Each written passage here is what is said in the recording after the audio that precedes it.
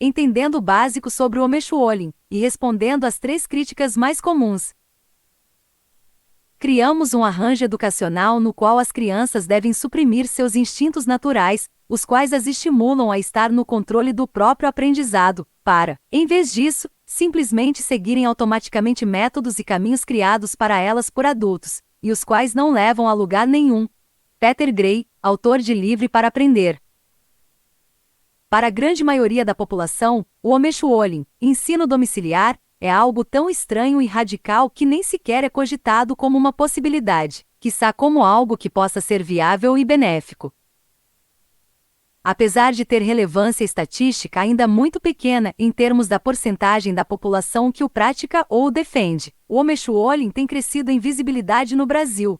Do ponto de vista mais prático, esse crescimento, mesmo que perceptível, ainda esbarra em diversos obstáculos como, por exemplo, a escassez de recursos pedagógicos e a falta de uma cultura e de uma mentalidade favoráveis ao homeschooling. Acima de tudo, esbarra nas questões legais e até mesmo em sua interpretação equivocada. Seria uma tarefa hercúlea tentar escrever algo abrangente e detalhado sobre o homeschooling em formato de artigo. Assim sendo, o objetivo aqui é tentar esclarecer os pontos que são mais frequentemente distorcidos ou que geram confusão. Fundamentos da educação convencional. O atual paradigma educacional é fundamentado em algumas premissas gerais, resumidas a seguir. A.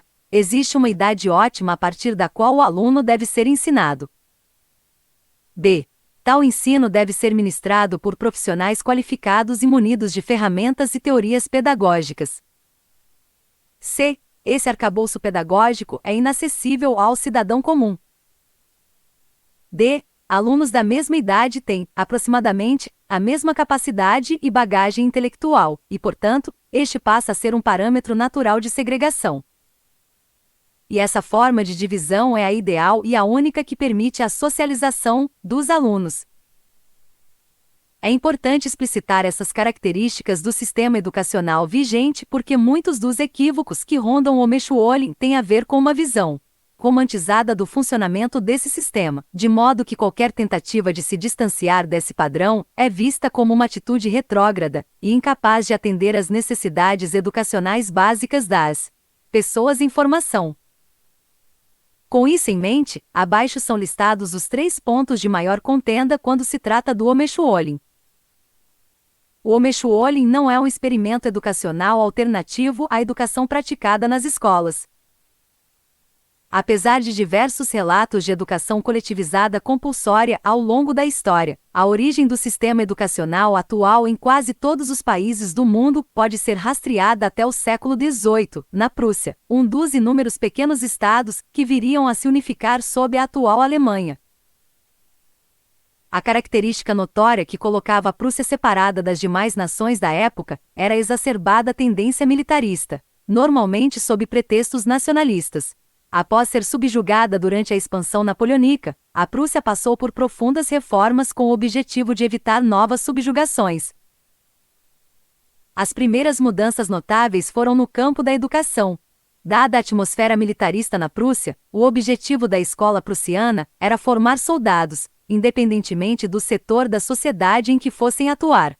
Como disse Moore e Rotardre em suas pesquisas sobre o tema. Com o sistema de escolas obrigatórias surgiram o renascimento e a grande expansão do exército, em particular a imposição do serviço compulsório militar universal.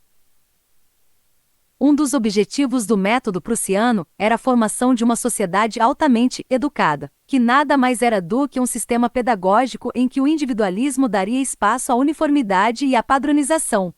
A espontaneidade deveria ser substituída pela obediência. Tudo isso era supervisionado por uma seleta casta de intelectuais com o aval do monarca.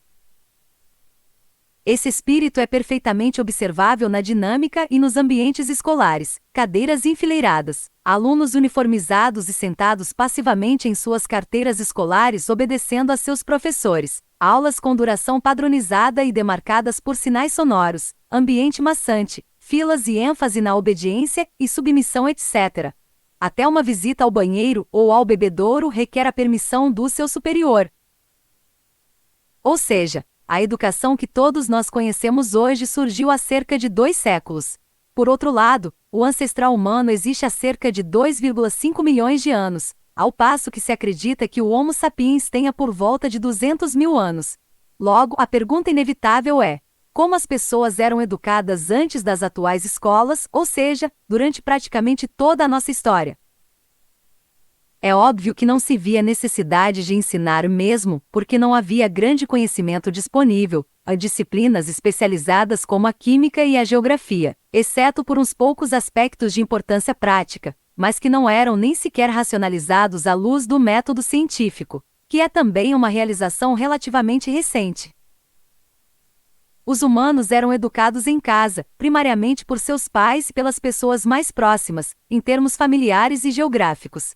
Conforme o corpo e a complexidade do conhecimento foram sendo ampliados, foi-se ampliando também o escopo da educação fornecida às crianças. Não é incomum na literatura de séculos anteriores a expansão global do método prussiano, relatos da presença de tutores e de mentores, que tinham como objetivo ensinar e direcionar os estudos de seus pupilos. É bem verdade que essa era uma prática restrita às castas mais altas da sociedade, mas vale lembrar que o conhecimento da época não tinha grande valor prático, isto é, não se esperava que um camponês pudesse aumentar drasticamente a sua produção na lavoura por meio dos estudos. Assim, as classes mais baixas não tinham grandes aspirações intelectuais. O período de tempo de pouco mais de um século de educação coletivizada e compulsória, nos moldes que temos hoje, é insignificante na escala de tempo em que se dá a existência da humanidade. Durante efetivamente toda a sua história, o homem foi educado em casa por aqueles diretamente relacionados a ele. Portanto, se um destes modelos educacionais deve ser encarado como um experimento, então certamente este deveria ser o atual. Você não é suficientemente qualificado para educar seus filhos. Há diversas formulações desta frase, mas, no fundo, todas elas se resumem a tentar convencer os pais de que eles não são capazes de educar seus filhos. Afinal, de acordo com o senso comum, em conjunto com toda a propaganda ao redor do tema, a dádiva da educação não pode ser encontrada em réis mortais, pois ela é um monopólio que só pode ser obtido pelos iluminados, que optaram por encarar longos e tortuosos anos de faculdade, e às vezes, seguidos de pós-graduação, que, a bem da verdade, é cursada na esmagadora maioria dos casos apenas por quem almeja cargos administrativos, sem muita relação com considerações pedagógicas. Caso você não seja um seleto membro deste grupo, não há escolha a não ser se conformar com o fato de que seus filhos estarão sendo mais bem formados em uma escola. No entanto, eis a realidade: se você chegou até este ponto do texto, assumisse que saiba ler. E que, por conseguinte, também saiba escrever. Se esse é o caso, considere-se apto a educar seus filhos. Vou ainda mais longe: se é esse o seu caso, o homeschooling não apenas é possível, como também é muito superior à educação pública. Explico. Ao passo que pesquisas apontam que as turmas deveriam ser menores do que 20 alunos, a realidade brasileira são turmas de mais de 30 alunos. E não é incomum vermos salas de aula com mais de 40 alunos. O professor, ainda que fosse magnanimamente bem-intencionado, é incapaz de manter o controle e dar a atenção necessária a cada criança. Além disso, a rígida estrutura cronológica da escola, em que as aulas têm uma duração pré-determinada, não se adapta às necessidades de cada aluno. Alunos mais lentos, ou menos, tendem a ficar desencorajados ou entediados. Não há espaço na escola para um aluno que queira se aprofundar em um determinado assunto, além daquilo que o professor está disposto a lecionar ou do que é previsto pelo programa pedagógico, criado por profissionais ou por burocratas que não têm nenhuma ciência das necessidades e particularidades de cada criança. Por outro lado, o homeschooling permite um altíssimo grau de flexibilidade na educação das crianças, indo desde a escolha do método, de materiais e de currículos a até mesmo os horários e as atividades. Tão importante quanto esse aspecto é o fato de que, ao contrário da interação um tanto impessoal entre o professor e o aluno, ninguém tem maior interesse e incentivo em fazer com que seus filhos sejam bem-sucedidos quanto os pais. Essa conjunção de liberdade pedagógica e vínculo afetivo é algo que não pode ser reproduzido em ambiente escolar. Independentemente da sua qualidade ou de ser pública ou particular, no final, pouco importa a gestão da escola, pois os currículos são impostos pelo Ministério da Educação. Se o pai interessado em homeschooling sabe ler e escrever, então ele provavelmente tem acesso a algum material didático que cobre esses tópicos. Esse tipo de material pode ser facilmente encontrado na internet, assim como os temas mais simples e fundamentais, como aritmética, que costumam ser de fácil entendimento e para os quais há uma grande variedade de opções. Ninguém espera, e nem deveria esperar, que os pais que praticam homeschooling sejam especialistas em todas as áreas do conhecimento, o que nos leva a outro ponto em que o homeschooling supera a educação convencional. No homeschooling, o foco está em aprender a estudar e a formar autodidatas, contrariamente ao modelo de aprendizado passivo em que a criança se senta em uma sala de aula e espera que o professor transfira por osmose seu conhecimento. Assim, quando as crianças atingem uma idade em que começam a se interessar por assuntos e abordagens mais sofisticados, elas normalmente já aperfeiçoaram a prática de estudar por conta própria, de modo que o papel dos pais passa a ser auxiliar na busca por material didático de acordo com as necessidades das crianças e a supervisionar o progresso de seus filhos. O homeschooling, por fim, não requer profunda formação acadêmica, mas sim planejamento e dedicação. Glenn Doman, em seu famoso livro Como Ensinar Seu Bebê a Ler, traz diversos exemplos de pais com pouca escolaridade formal que foram bem-sucedidos em ensinar seus filhos a ler muito antes da idade escolar. Veja aqui um vídeo em português sobre o método. Hoje, com a internet, há um sem número de métodos, práticas e materiais de fácil acesso que foram consolidados ao longo de décadas, séculos, infelizmente, a maioria em língua inglesa, muitos dos quais de custo baixo ou mesmo gratuitos. Mas e a socialização? Que o atual sistema educacional é completamente ineficiente não é novidade para ninguém. Assim como a maioria da população tem algo a se queixar da democracia, e mesmo assim ela se perpetua por ser um mal necessário. Igualmente é a visão da população sobre o sistema educacional atual.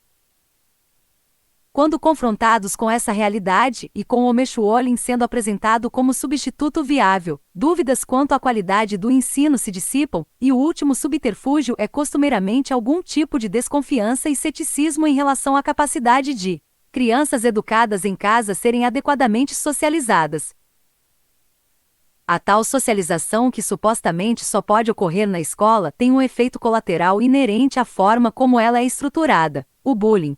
O bullying, ao contrário do que se noticia nos dias de hoje, não é uma epidemia ou um produto da modernidade, mas sim uma constante inseparável da escola. Talvez a tecnologia atual nos tenha deixado mais cientes desse problema, mas não tem como não haver bullying se pessoas são forçadas a conviver com outras com as quais não têm nenhum tipo de afinidade ou ponto em comum. Para piorar, a escola torna os pais mais negligentes, pois ela se auto-atribui obrigações que são dos pais, e os pais, por sua vez, se tornam cada vez mais alheios à educação e à formação de seus filhos, pois já terceirizaram essa função para a escola. Não se está dizendo, obviamente, que a escola exclui qualquer tipo de socialização, mas sim que a boa socialização que ela pode proporcionar é inseparável do bullying. E aos que contra-argumentarem dizendo que isso não é de todo ruim, pois não devemos ser superprotetores, cito um trecho de um artigo de Matt Walsh, veemente detrator do sistema educacional vigente, em particular das escolas públicas. Ou seja, eu vou mandar meu filho para uma escola logo em seus primeiros anos de formação. Vou observar seus colegas tentarem estraçalhá-lo emocionalmente pela próxima década, e então, no fim de tudo isso, você irá me dizer que ele ao menos está socializado? É isso mesmo?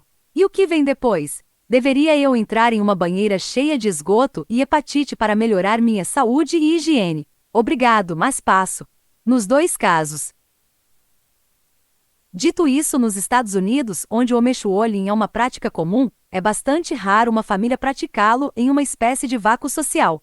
A maioria das famílias praticantes é afiliada a grupos e cooperativas nos quais as crianças participam de diversas atividades para promover a socialização. Isso, entretanto, não implica que essa interação seja livre de potenciais conflitos. Em primeiro lugar, as crianças são frequentemente incentivadas a lançar mão de formas pacíficas de resolução de conflitos. Caso ocorra um evento irreconciliável, sempre existe a possibilidade de os pais simplesmente se desligarem do grupo e buscarem outro, o que raramente ocorre. Por outro lado, apenas se desligar de uma escola e ir para outra tende a ser apenas um paliativo. Os problemas inerentes à educação e ao bullying continuam intactos. Outro ponto positivo destes grupos de homeschooling, e que tem a ver com o tópico anterior, é que eles permitem que pais com conhecimento específico em certas áreas sirvam como tutores de outras crianças. É bastante comum em grupos de homeschooling eventos e atividades como feiras de ciências, corais, bandas, recitais, oficinas de artesanato, etc. Para concluir, vale ressaltar o óbvio: defensores do homeschooling não estão pedindo a abolição do sistema educacional vigente.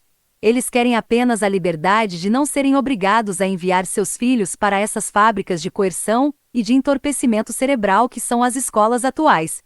Pela legislação atual, se você optar por educar seu filho em casa, poderá ir para a cadeia. Vale repetir as palavras de John Holt, mundialmente famoso educador e defensor do homeschooling, em seu best-seller Como as Crianças Aprendem. Queremos acreditar que estamos enviando nossas crianças para a escola para que elas aprendam a pensar.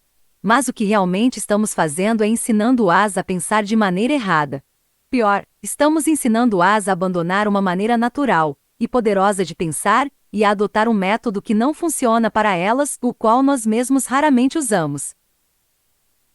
Nós estamos tentando convencê-las de que, ao menos dentro da escola, ou mesmo em qualquer situação em que palavras, símbolos ou pensamento abstrato estejam envolvidos, elas simplesmente não podem pensar. Devem apenas repetir. No final, a maior e mais duradoura lição trazida pelo nosso sistema escolar é que aprender é algo maçante, que deve ser evitado ao máximo possível. Apesar de todas as barreiras impostas ao homeschooling, seja a carência de material adequado em português, a legislação relacionada que é mal delineada e a ignorância geral sobre o tema, ele vem crescendo a passos largos no Brasil. Ainda há um longo caminho a ser percorrido, e os defensores da liberdade devem sempre tentar lançar um pouco de luz para remediar a cultura de rejeição instintiva e infundada a essa antiga prática de eficácia e sucesso comprovados.